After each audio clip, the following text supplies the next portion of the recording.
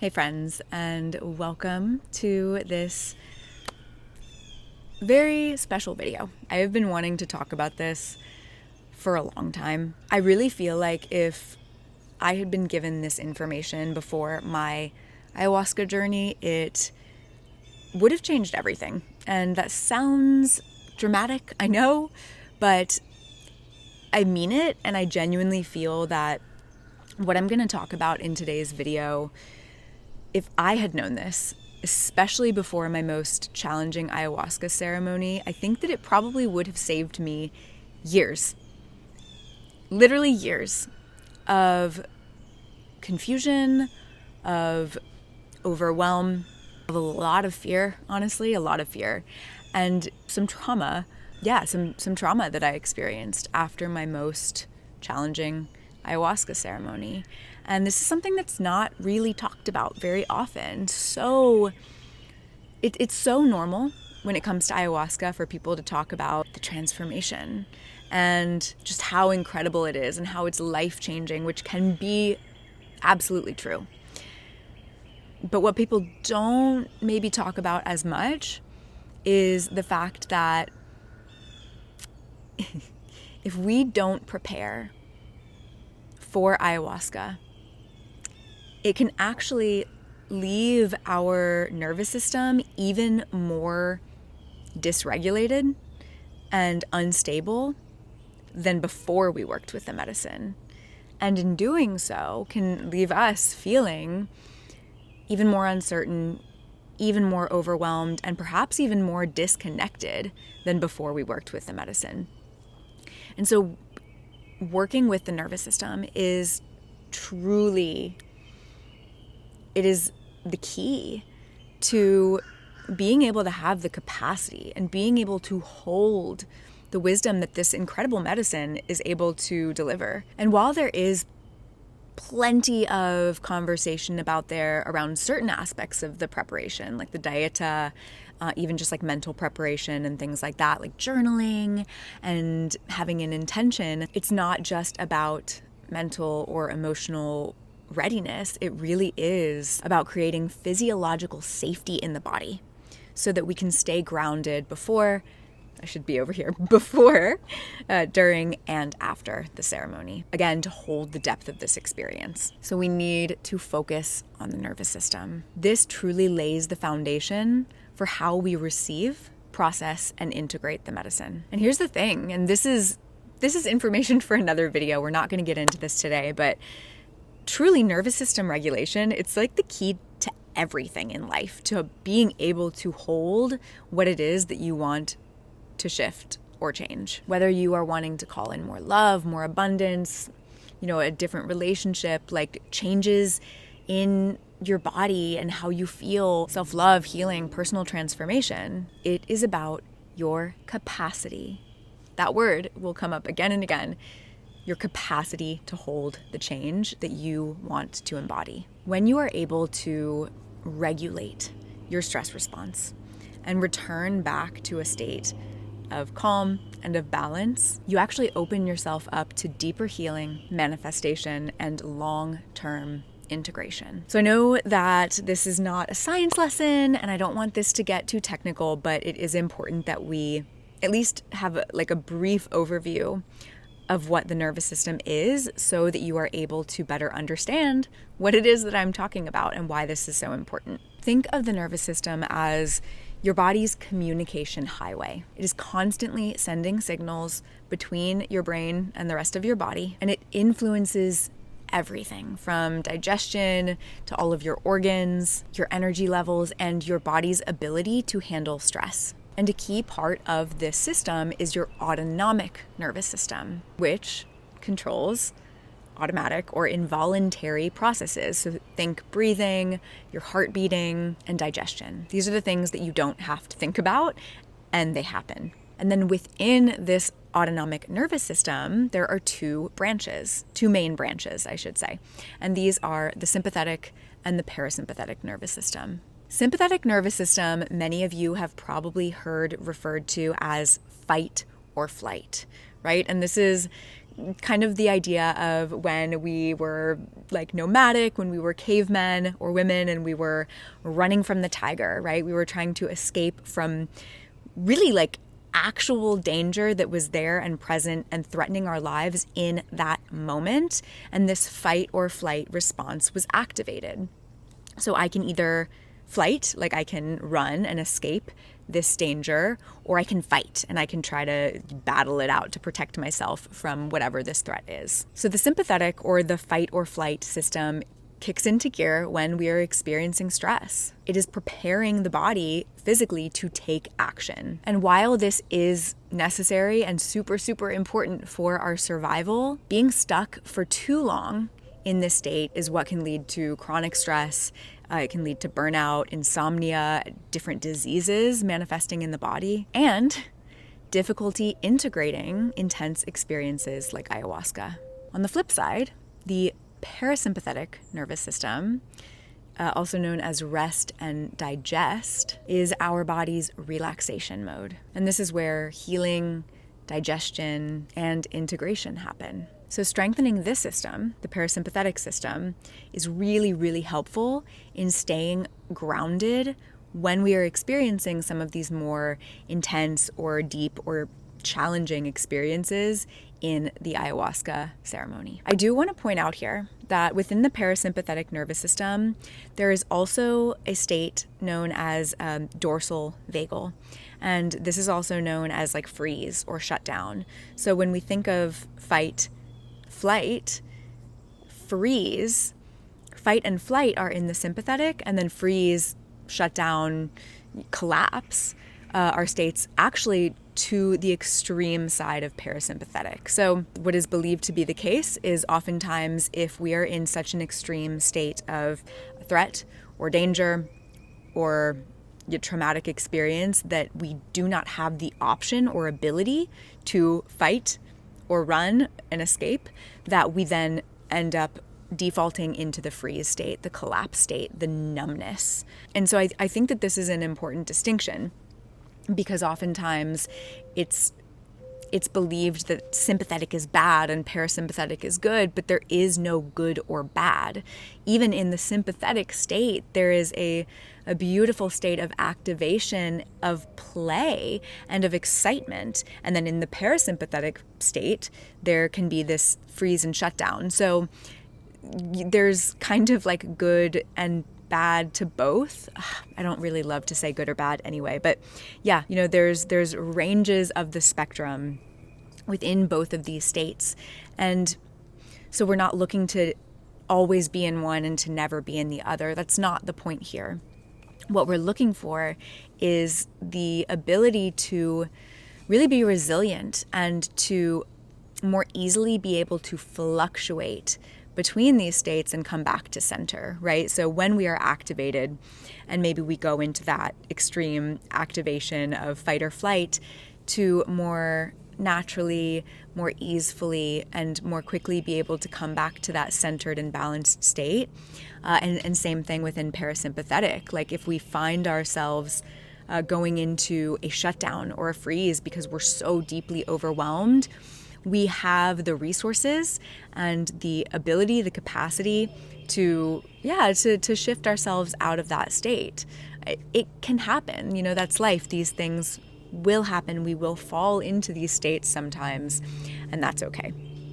So again, it's about resilience, it's about balance and coming back to center when we fall to either side. And that's what becomes so supportive in this process of integration. So now that we understand how the nervous system works, let's dive a little bit deeper into how this connects with experiences like ayahuasca. Ayahuasca can absolutely open the floodgates of consciousness. It is such a profoundly powerful medicine. It can reveal such deep insights. It can open you to so much that you may have never seen or experienced or felt before. It can allow for a really deep and intense emotional release, and even what we would think of as a spiritual awakening. But here's the thing.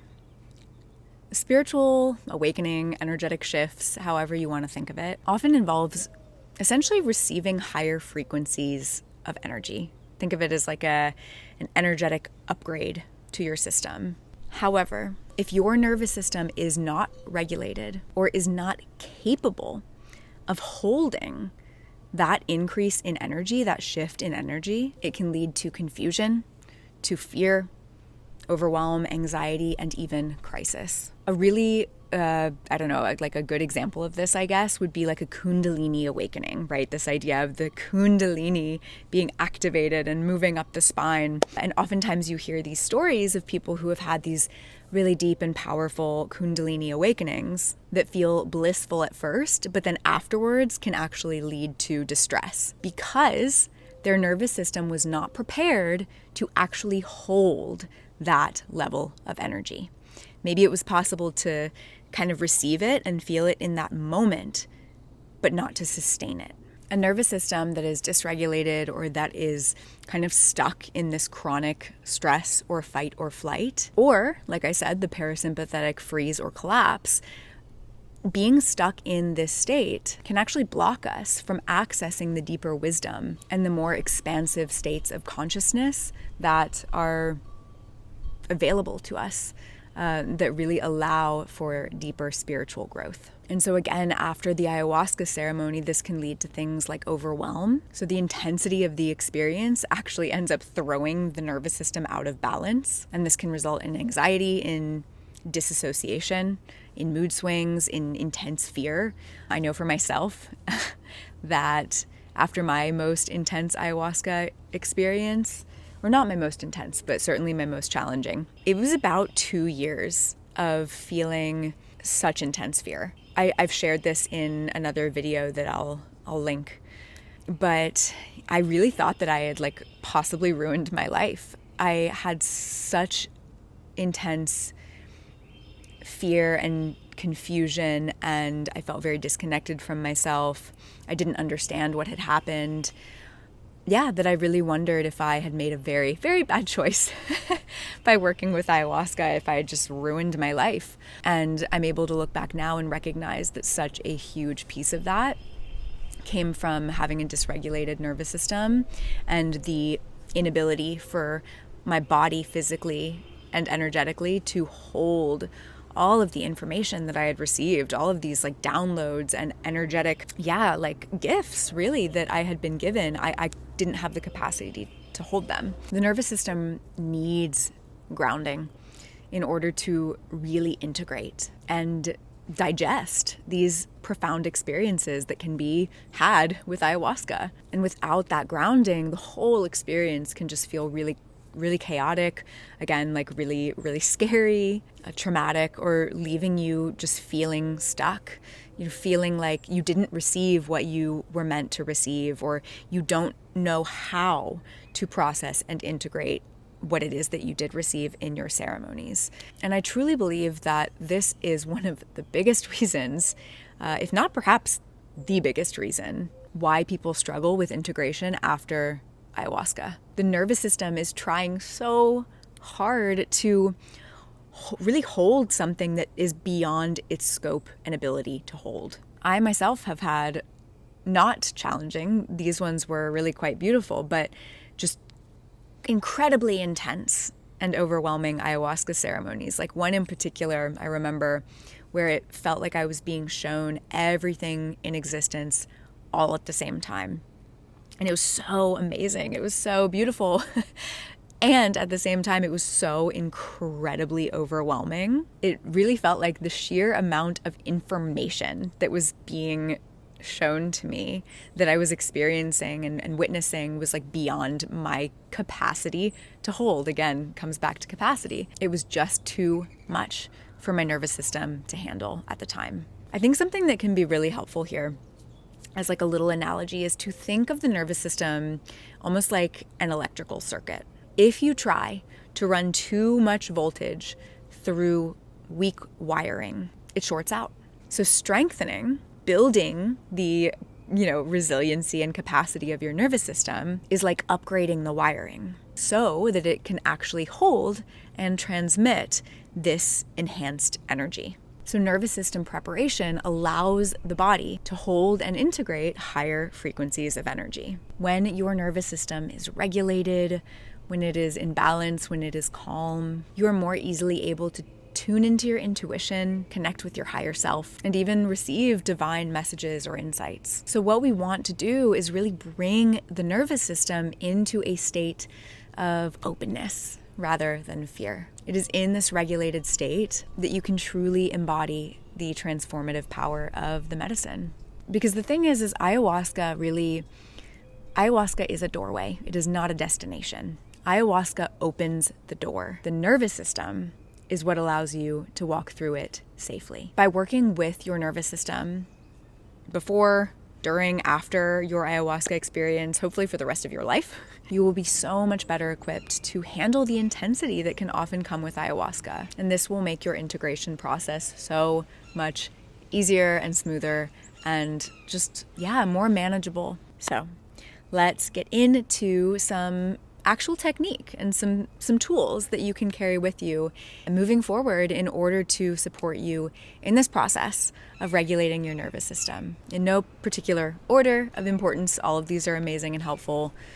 Pick what resonates, play, have fun with it. But the first one that we are going to talk about, yoga and somatic practices. Working with the body, moving the body really intentionally through practices like yoga, somatic, shaking, different kinds of embodiment practices, rhythmic movement, dancing, even like rocking or swaying, like bringing the movements of nature into your body. What does nature do? It sways and it moves in circles and it like undulates. I mean, nature doesn't necessarily move in these like harsh, structured ways. It's really fluid. And so moving your body in a more uninhibited and fluid way can be really powerful.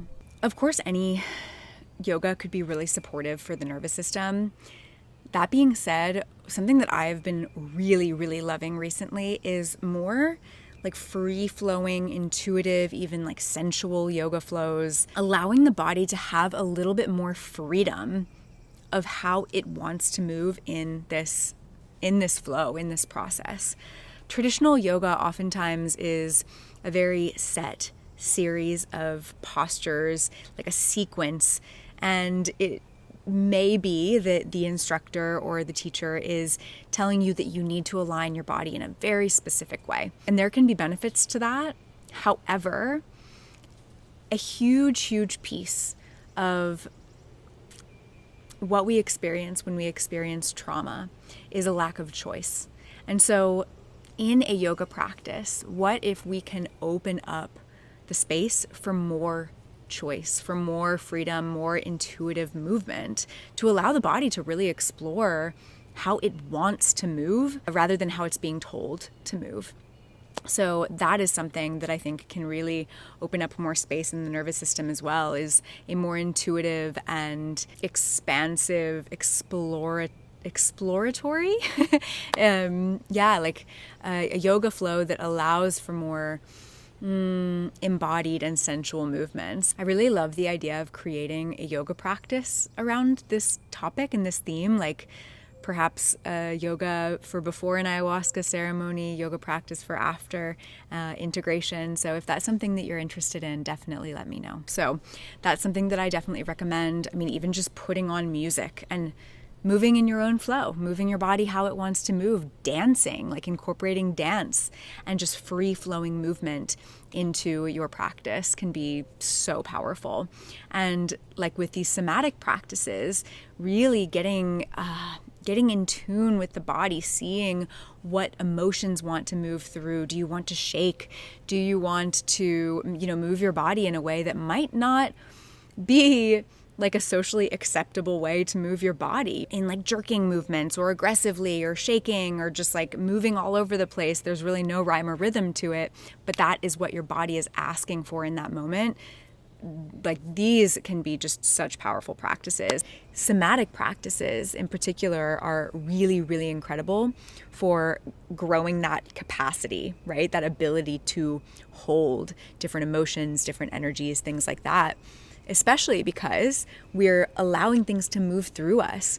So many of these stuck emotions that really linger in the body when we don't move and shake and allow things to be processed, when we do that, they're able to move through. And so we're opening up space for these different energies that we actually want to be able to come in and hold.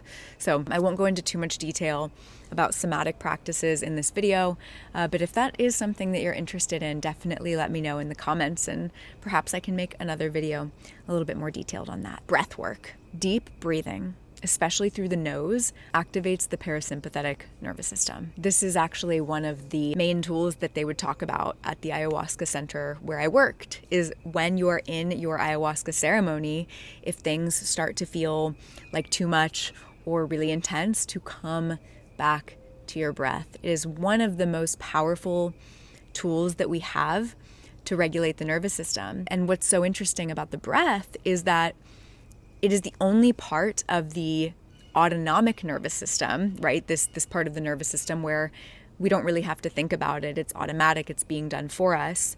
But it is the one part of the autonomic nervous system that we actually can control.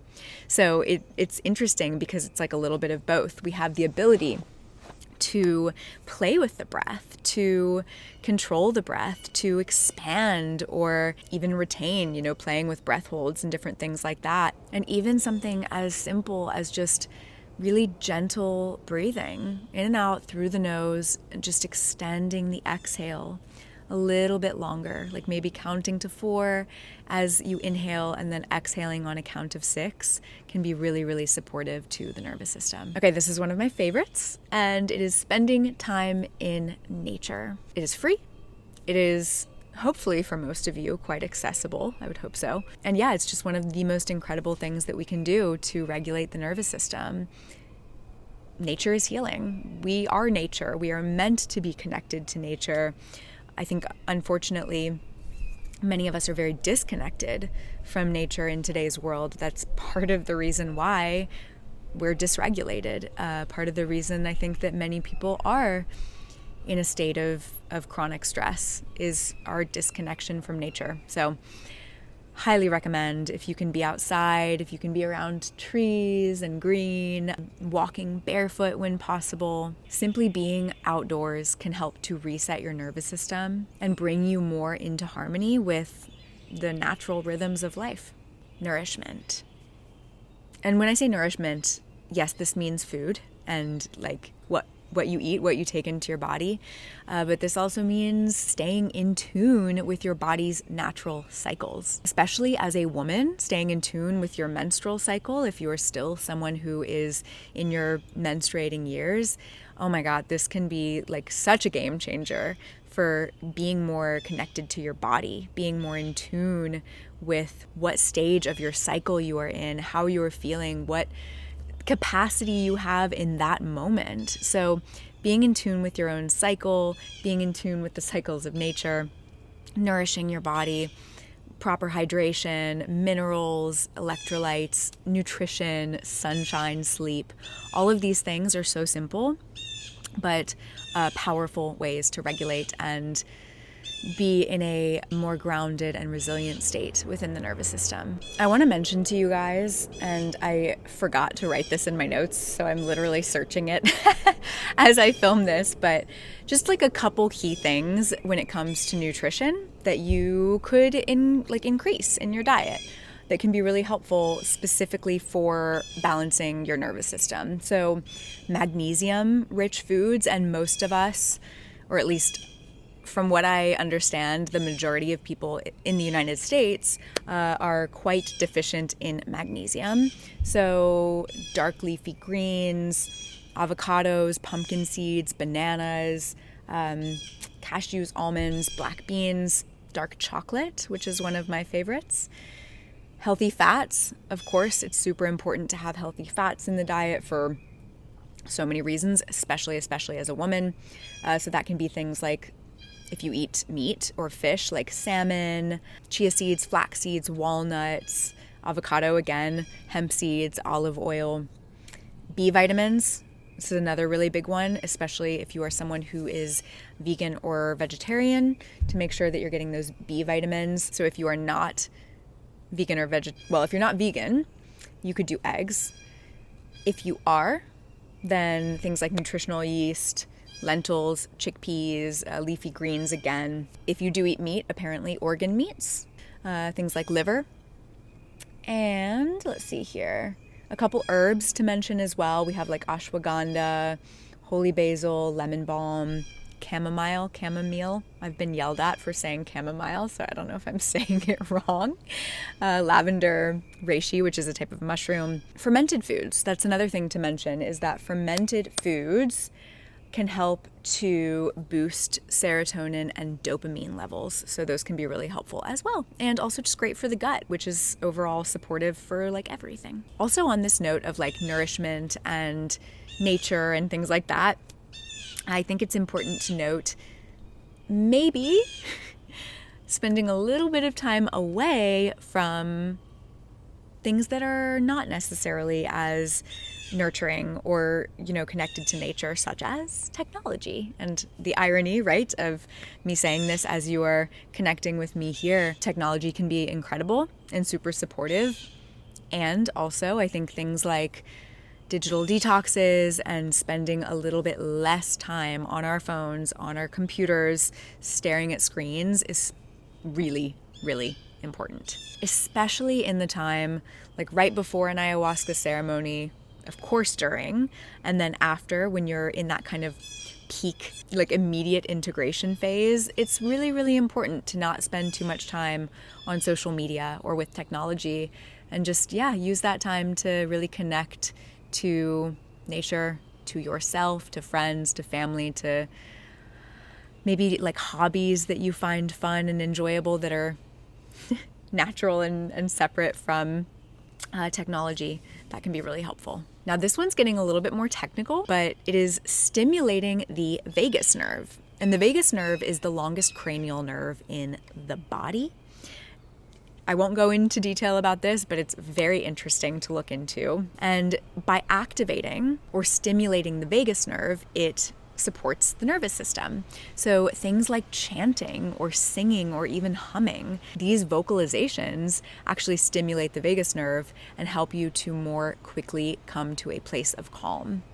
So this is such a simple and easy hack that you can tap into if you're experiencing stress or anxiety. Even just like humming a little bit to yourself can be really, really soothing. And it's just like such a quick, easy way. Sing in the shower when you have the opportunity to activate, to stimulate the vagus nerve through the power of your own voice.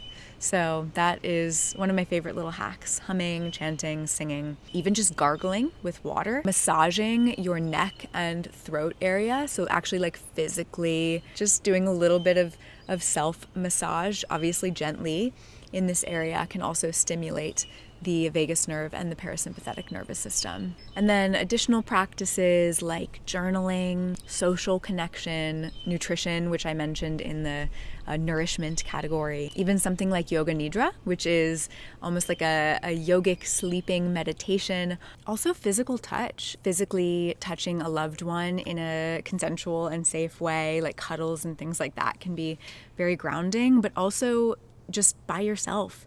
Physical touch, touching your own body is incredibly grounding. Placing your hands on your heart, even just moving the palms of the hands down the arms is a really beautiful way to calm the nervous system, tune into the body, tune into what you're feeling. You can rub your palms of your hands together, close your eyes, just kind of bring your attention to the sensations on the palms, in the fingertips, and just notice what's alive for you in that moment, and allow yourself to really drop into your body through the anchoring of physical touch. There's one last thing that I want to say, just in this like realm of the actual tools and practices, and that is that in this conversation, I think oftentimes it can feel quite serious.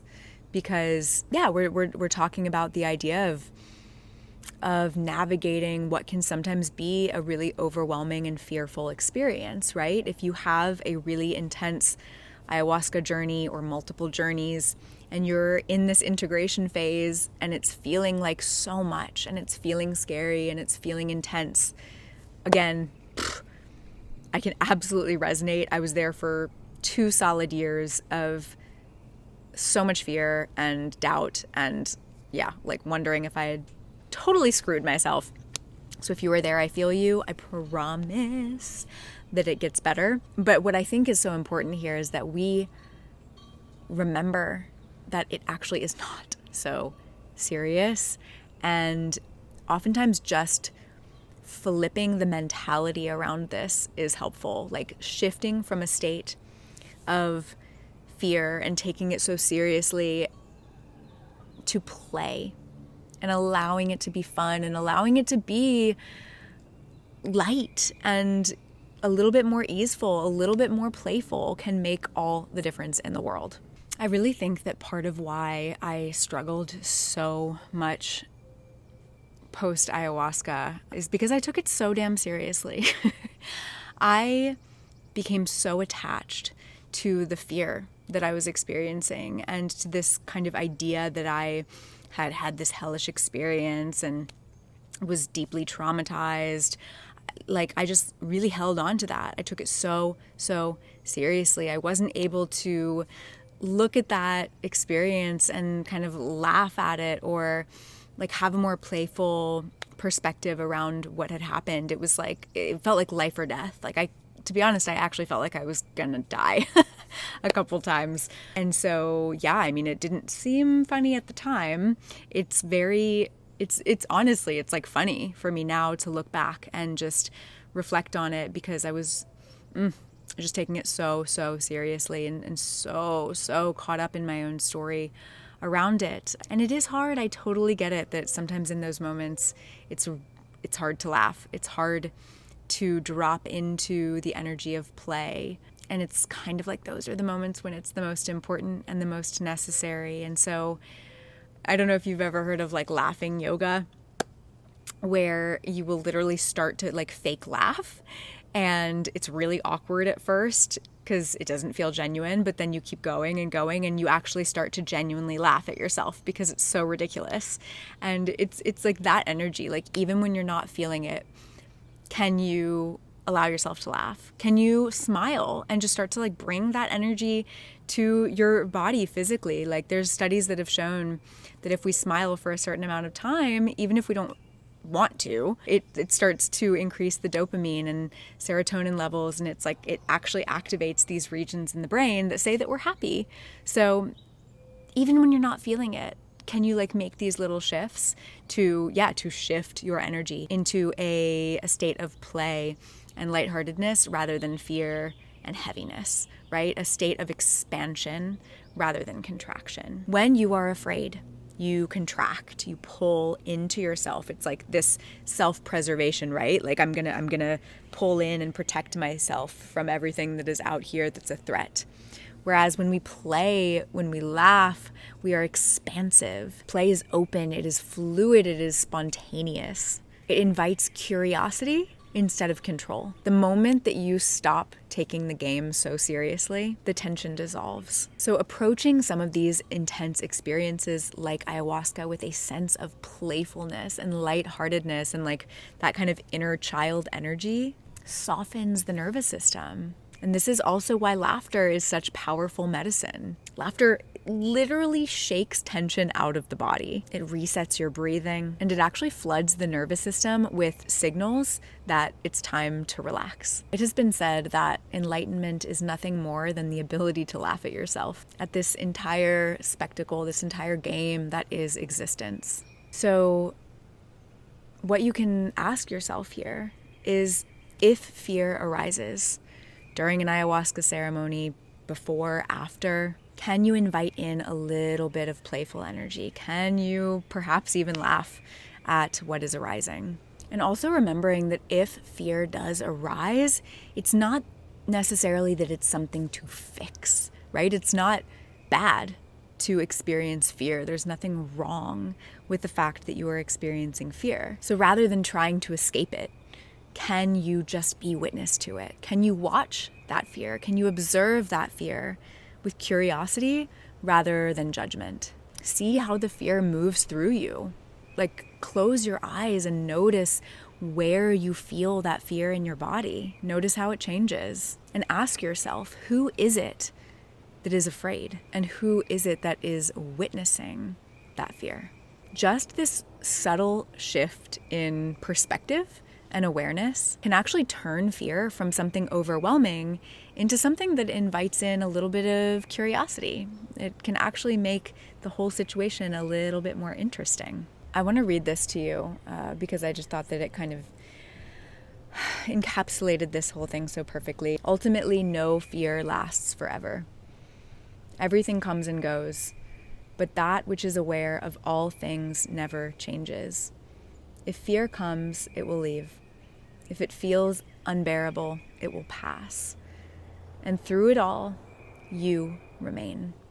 The one who sees, the one who dances, and the one who laughs. This was one of the deepest lessons that I actually received through working with Bufo, which is a 5-MeO-DMT. It's a medicine from a toad. And that was like the entire message that I received in that ceremony was life is not meant to be so serious. We take it so seriously because we take ourselves so seriously. And the ego, wants everything to be serious. But when we can invite in this element of play and lightheartedness and laughter and joy, it softens the nervous system, it softens the body, it softens the mind, it softens our entire experience, really.